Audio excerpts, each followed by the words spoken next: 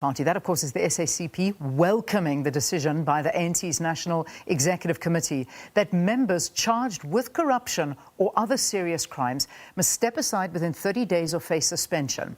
It says the move will go a long way in clamping down on state capture and other forms of corruption within the broader movement, the state, as well as the economy. The SACP further welcomes the NEC's decision to suspend charged individuals who failed to step aside within 30 days. Solly Mapaila, the first Deputy Secretary, I beg your pardon, of the General Secretary, let me try that again, the first Deputy General Secretary of the SACP, Solly, I apologise, is with us to talk about this. Welcome, good to have you. Good morning, Leanne, and good morning to your viewers as well. So the SACP basically in a nutshell saying that the implementation of the resolution is long overdue, as it was first adopted, I think, about 8 years ago at that 53rd National Conference back in 2012 in December.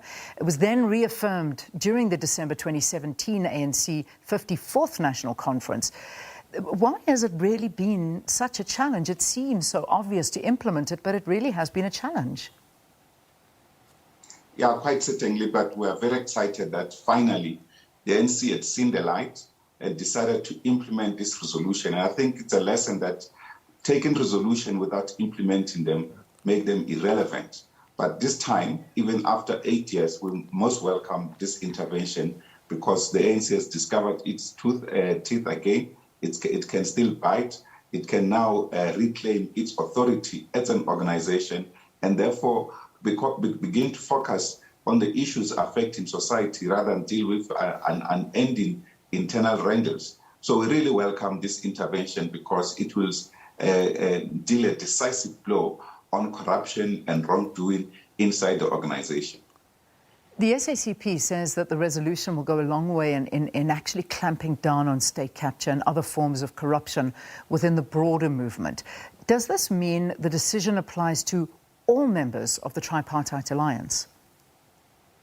Yes, all members of the Tripartite Alliance, because we are all connected to the ANC, and therefore it will affect all of us, myself included, and any other person will be affected by this resolution. But it's an important resolution because it reaffirms the value system of the ANC, which had actually been thrown down the drain by self-interested leaders who do not care about the well-being of the organization or of the people of our country that the ANC seeks to serve, because the ANC is just but an instrument of the people to fulfill organizationally the aspirations of the people of our country. So it is in this regard that all of us, we really feel that it also coheres the whole process of reconfiguration of the alliance. We have been calling for this for ages. We are really, I must say, Leanne, very excited by this intervention. We think the ANC has turned the corner.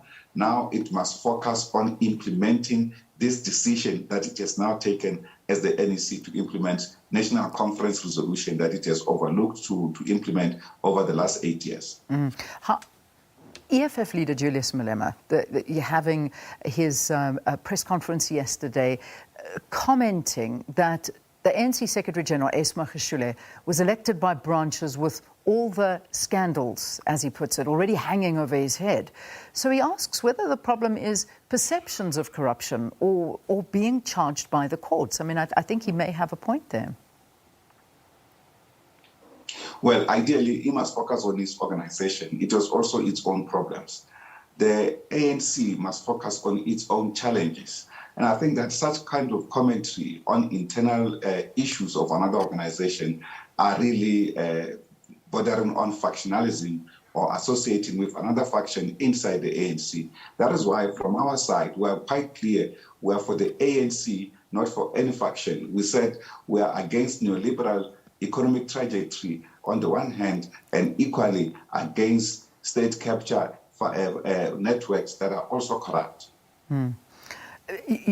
You talk about factions, and it's a big problem within the ANC. I mean, it was even mentioned by the president, speaking after the NEC meeting, talking that it will not be tolerated, and specifically mentioning the RET faction or movement. What do you make of this, and what is your understanding of what is happening within the internal ranks of the ANC? Well, the RET grouping is actually an unacceptable development. It should have been nipped in the bud long ago at early stages when, for instance, MKMVA was allowed in some instances to enter into the political space and begin to question the leadership decisions of the ANC, when historically its mission was to fulfill the mandate of the political organization and not to take sides with particular individuals. And it has then picked up certain things within the resolutions of the ANC to focus on those. This is just unacceptable. We have seen, for instance, they are using the colors of the organization. They are organizing formally, but dealing with internal ANC issues. This is pure factionalism, and it must be dealt with decisively. We support that move as well. We think it's high time that such an intervention is entered into. We've had experience of this kind of groupings that were so decisive in their own right to enter into the internal space, the so-called Gang of Eight of the ANC, which was expelled in the early 70s by the ANC after it began to contradict the political decisions of the organizations in public, yet it claimed to be part and parcel of the same movement. So this so-called RET faction must be dealt with decisively. We are one ANC, and there should always be one ANC, and that's the one that we're in alliance with as the organization. We can't be in alliance with different forms of factions. Do you think this is the start of not only just one ANC? Well, politically, we've seen in the past when people refuse to account for their own behavior, they've decided to move out and establish organizations of their choice. That will be the choice of individuals. But whatever it's worth the salt of the ANC is that it must protect its own history. It must protect its intentions for the future. It must rebuild its own organization, renew itself, and make it more relevant to lead South African society and deal with factions. And individuals will come and go. The organization will remain. It seems that the ANC and its alliance partners are so concerned about factions, whereas if we go back to the statement that EFF leader Julius Malema said about, the question within the organization and the alliance is, why don't you take allegations of corruption seriously and follow up on them before the intervention of the law? I mean, let's just take, for example, isn't it really a cop-out to wait for the law on allegations of the asbestos case or the Estina dairy farm, which the public protector has already pronounced on, instead of investigating internally, wasting time, getting these factions going, because it's allegations of corruption against the public that you purport to serve? Look, I don't want to talk much from what Julius has said or not said.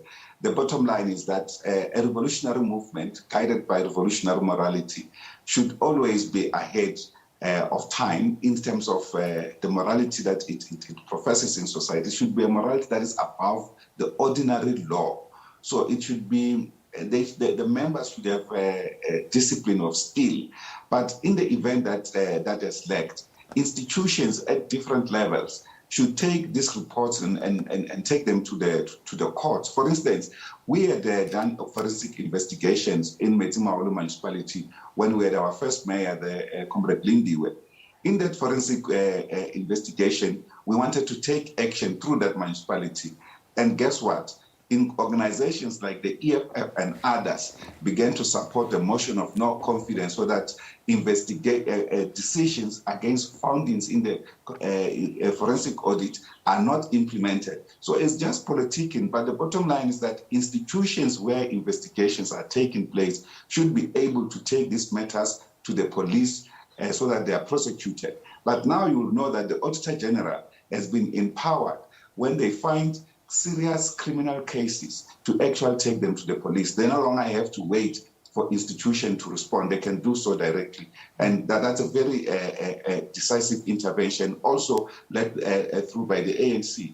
But what the sort of the ANC now is the fact that its NEC has come to this decisive moment. We think it has really turned the corner and it should not go back.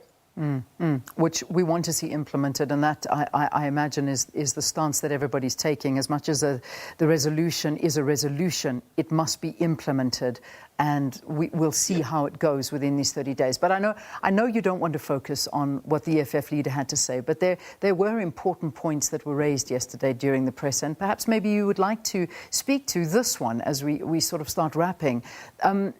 He says that the NPA is selective in its prosecutions. I mean, he asked why Gwedi Mantashe, which is a member of the SACP Central Committee, is not charged the same way that Vincent Smith has been charged. Because according to him, Malema, the circumstances are the same and they relate to the Bosasa benefits. Do you have a reaction to that?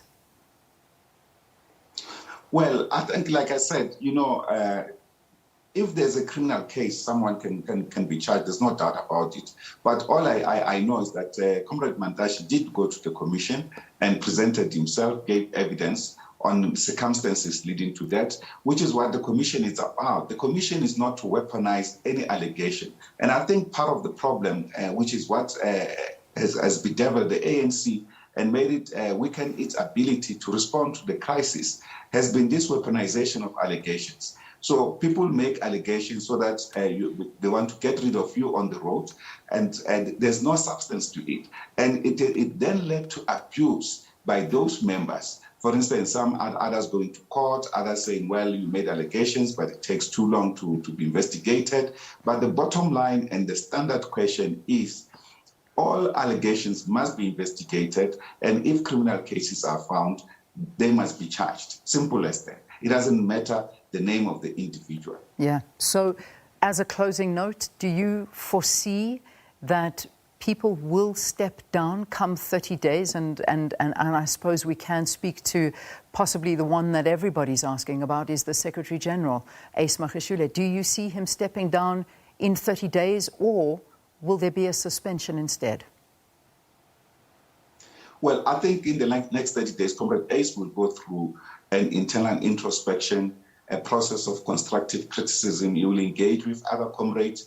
He will look into his own history of contribution to the struggle of our country, many sacrifices that he has made, and whether all of that and others that he has struggled with, that those struggles should go in vain. And I think I'm quite confident that as a consequence of that, he will come to a correct decision in order to save the movement. You will definitely understand that the movement is more important than individuals. All right, we leave it there. Thank you very much for talking to us. The First Deputy General Secretary of the SACP, Solly Mapaila, giving us his views and his party's reaction to the decision by the National Executive Committee of the ANC that members who have been charged with corruption or other serious crimes must step aside within 30 days or be suspended. Thanks for watching.